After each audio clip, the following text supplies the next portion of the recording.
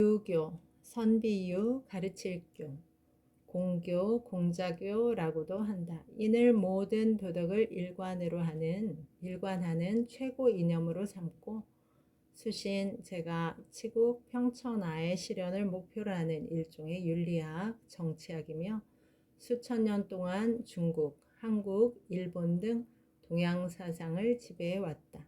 춘추시대 말기에 태어난 공자는 대성이었으나 고국인 노나라에서는 뜻을 이루지 못하고 15년간 여러 나라로 돌아다니며 선왕의 도를 역설했으나 끝내 그 이상을 펴지 못했다. 만년에는 고향으로 돌아와 사학을 열어 많은 제자를 가르치는 한편 시서의 이 경을 정리하고 예악을 선정하였으며 춘추를 저술하고 또한 역을 조화하여 그 해석서라 할 수 있는 십이익을 저술하였다. 그러나 그의 사상의 진수는 그가 죽은 후 제자들이 수집 편찬한 그의 언행록인 논어에서 잘 나타난다.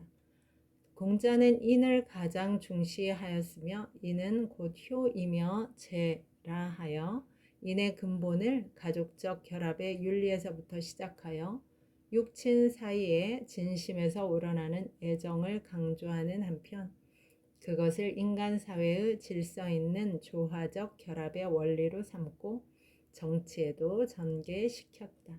그것은 춘추시대 말기에 인간주의적 풍조의 영향을 받아 인간 내면에 존재하는 도덕성에 주목하고 거기서부터 현실 사회의 혼란을 구제하려 하였다. 공자는 훌륭한 정치를 행하던 주의 예학을 끌어들여 그 실행을 강조하면서 예는 전통적, 관습적인 사회적 규범이며 그것은 곧 인의 사회성, 객관성을 보증하는 것이라 하였다. 두산 백과 성악이라는 말은 요즘 사람들에게 생소하게 들리겠지만 조선시대만 하더라도 학문이나 정치를 하는 사람에게는 가장 보편적인 용어 가운데 하나였다. 학문을 하는 사람은 성인이 되는 것이 목표였으며 정치하는 사람은 요임금, 순임금과 같은 성인의 정치를 베푸는 것을 목표로 삼았다. 따라서 성인이 되기 위한 학문, 즉 성악이라는 용어는 공부하는 사람이면 누구에게나 해당되는 말이었다. 율곡은 40세 되던 해인 1575년에 성악집요를 저술하여 선조에게 올렸다. 그런데 율곡보다 먼저 태계가 68세였던 1568년에 성악 10도를 선조에게 올려 성군이 되기를 희망했다. 이렇게 위대한 학자 두 명이 선조에게 성군이 되도록 글을 지어 올렸는데 그 이유는 선조가 아직 젊어서 훌륭한 임금이 될 가능성이 있다고 생각했기 때문이었다. 자신을 위해 진정한 충고를 하는 신하를 두었다는 점에서 선조는 역대 임금 가운데 가장 큰 행운을 가진 임금이라고 할 수 있다. 성악집요는 대학의 체제를 따라서 큰 줄거리를 잡고 여러 유학 경전과 역사서를 참조하여 구성했다. 그 내용은 율곡이 서문에서 말한 것처럼 자신을 갈고 닦아서 인격을 완성하는 수신을 가장 중요하게 여기고 집안을 가지런하게 하여 주변 사람들을 본받게 만드는 것을 그 다음으로 생각해서 수기, 자신을 수양하라, 정가, 집안을 바르게 하라, 위정, 정치를 잘하라를 차례대로 다루고 있다. 좋은 약은 입에 쓰지만 병을 치료하는 데는 유익하고 충고하는 말은 귀에 거슬리지만 행동을 하는 데는 이로움을 준다. 수기, 자신을 수양하라. 총론, 입지, 뜻을 세워라. 수렴, 마음을 단속하라. 국리, 이치를 연구하는 학문에 열중하라. 성실, 모든 일에 성실하고 진실하라. 기질, 기질을 고쳐라. 양기, 바른 기운을 길러라. 정심, 마음을 바르게 하라. 검신, 자신의 몸을 다스려라. 회덕량, 덕량을 넓혀라. 보덕, 사람들을 통해서 자신의 덕을 보충하라. 돈독, 처음과 끝을 돈독하게 하라. 수기공효의 효과, 수기공효, 수기의 효과. 지식을 통해서 실천에 도달하는 효과, 실천을 통해서 지식에 도달하는 효과, 내면을 통해서 외면에까지 도달하는 효과, 지행과 표리를 합한 효과, 하고자 할 만한 것을 선이라 하고, 선을 몸에 지니고 있는 것을 믿음이라 하고, 그 선한 덕성이 몸에 충만하게 채워져 있는 것을 아름다움이라고 한다. 정가, 집안을 바르게 하라. 효경, 효도하고 공경하라. 형내, 아내를 바르게 하라. 교지, 자식을 교자, 자식을 바르게 가르쳐라. 친친, 친척을 친애하라. 근엄, 근엄하게 행동하라. 절검, 절약하고 검소하라. 정가, 공효, 집안을 바르게 하는 효과. 한 집안이 어질게 되면 한 나라가 인으로 가득 차고, 한 집안이 겸양하게 되면 한 나라가 겸양으로 가득 차게 된다. 대학. 겸양이란 겸손할 겸, 사양할 양.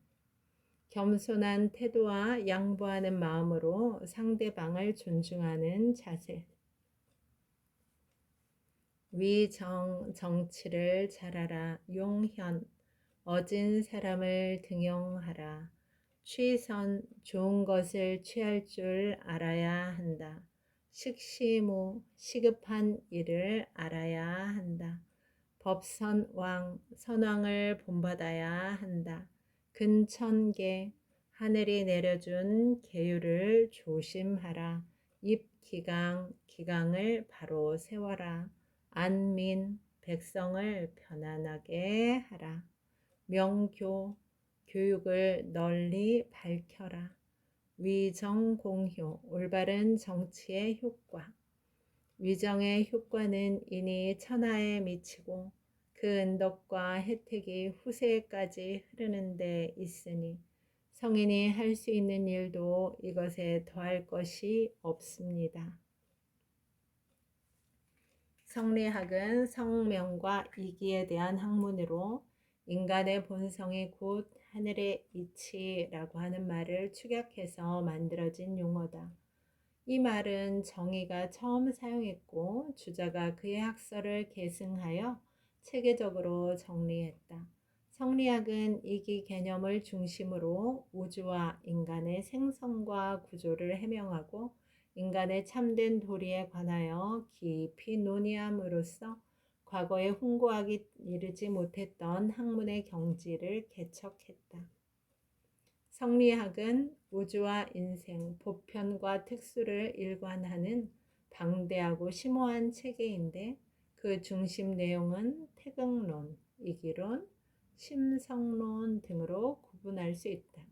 훈구학이란 가르칠 훈, 주낼 고, 배울 학, 언어를 연구함으로써 문장을 바르게 해석하고 고전 본래의 사상을 이해하려는 학문.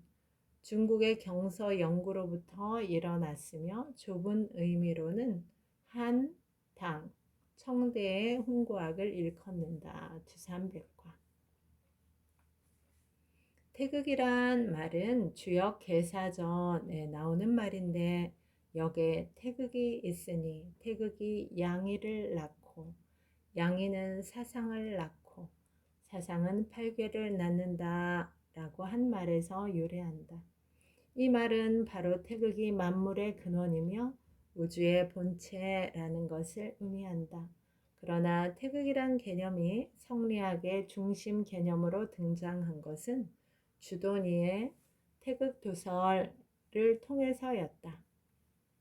주돈이는 무극이 곧 태극이라 했는데 무극 즉 극이 없는 상태가 우주 만물의 본체요 온갖 조화의 근거가 되므로 가장 커다란 극인 태극이라 한 것이다. 주자는 태극을 인간 도덕의 본체로서의 인극임과 동시에 우주의 본체로 파악하여 태극을 천지 조화의 근본 원리요 우주 만물의 본체라고 주장했다. 그래서 태극의 본성을 이로 해석했다.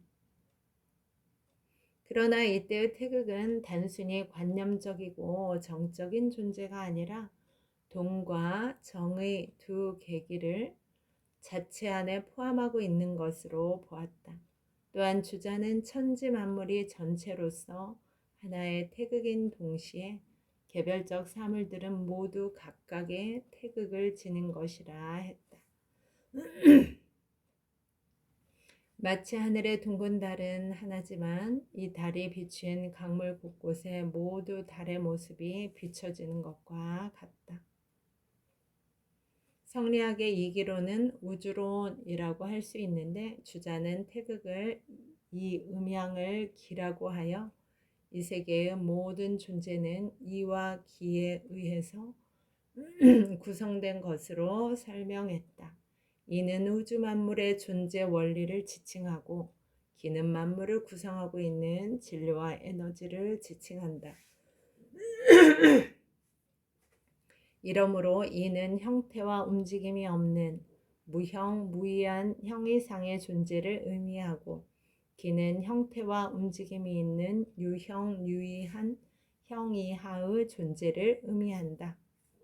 그러므로 이는 추상적인 발인 원리이고 기는 구체적인 현상이라 할 수 있다. 그런데 추상적인 원리를 떠나서 구체적인 사물이 존재할 수 없고 또한 구체적인 현상을 떠나서 추상적인 원리가 존재할 수 없는 것이라. 이런 까닭에 이와 기는 서로 떨어질 수 없는 관계에 있다. 하지만 근본적인 측면에서 본다면 이와 기는 분명히 서로 다른 원리와 성질을 가진 존재이므로 분리해서 설명하지 않을 수 없다. 따라서 이와 기는 하나이면서 둘이고 둘이면서 하나라고 표현한다. 심성론은 이기론에 근거해서 인간의 선악 문제를 해명한 것이다. 이는 인간에게서 성, 즉 본성이 되며 기는 인간에게 있어서 육체가 된다. 우주의 근본 원리인 이는 선한 존재이기 때문에 그것을 부여받은 인간의 본성도 모두 선하다. 다만 기에 맑고 흐린 차이가 있기 때문에 어리석은 사람과 현명한 사람의 차이가 있게 된다. 하지만 육체적인 제약이 있다 해도 애초에 본성이 완전히 사라지는 것은 아니기 때문에 도덕적 수양을 통해서 자신의 선한 본성을 다시 회복시키도록 노력해야 한다. 심성론은 인간의 이러한 문제들을 도심과 인심, 본연지성과 기질지성, 사단과 칠정 등의 개념을 통해서 설명한다. 인간의 마음이란 때로는 도덕적 정의를 지향하기도 하고 육체적 욕망을 지향하기도 한다. 도덕적 정의를 지향하는 것을 도심이라 하고 육체적 욕망을 지향하는 것을 인심이라고 한다. 따라서 모든 인간은 인심과 도심의 두 가지 요소를 모두 지니고 있는데 도심이 인심을 잘 조절해야 도덕적 인간이 될 수 있다. 또한 이런 도심을 나타내는 것이 본연지성이고 인간이 마땅히 지녀야 할 인, 의, 예, 지의 네 가지 실마리인 사단이며 인심을 나타내는 것이 기질지성이고 일곱 가지 감정인 칠정이다. 이상과 같이 유학은 시기적으로 변천하고 발달하면서 송나라 성리학이 발흥하던 시기에는 이론적 체계를 갖추고 새로운 유학, 즉 성리학으로 거듭나게 된다. 성리학은 우리나라에 들어와서 더욱 발달하게 되고 우리나라만의 고유한 유학을 형성하게 된다. 특히 조선 중기 이황 이이의 시기부터는 이기론을 중심으로 활발하게 논쟁과 저술이 이루어졌고 그것을 바탕으로 한국적 유학 전통이 만들어졌다. 무릇 천하와 국가를 다스리는 데는 9가지 떳떳한 법이 있으니 자신을 수양하는 것, 어진이를 존경하는 것, 어버이를 사랑하는 것, 대신을 공경하는 것, 여러 신하들을 내 몸처럼 아끼는 것, 백성들을 자식처럼 여기는 것, 모든 공인들을 오게 하는 것, 먼 지방의 사람들을 잘 대해주는 것, 제후들을 따뜻하게 품어주는 것을 말한다. 자신을 수양하면 도가 확립되고 어진 사람을 존경하면 의혹되지 않고 어버이를 사랑하면 백부, 숙부와 형제들이 원망하지 않고 대신을 공경하면 현혹되지 않고 여러 신하들을 내 몸처럼 여기면 선비들이 정중하게 예절로 보답하고 백성들을 자식처럼 여기면 백성들이 부지런하게 되고 모든 공인들을 오게 하면 재물의 쓰임이 풍족하게 되고 먼 지방의 사람들을 잘 대해주면 사방의 사람들이 몰려오고 제후를 따뜻하게 품어주면 천하가 두려워하여 이를 복종하게 된다. 성악집요 22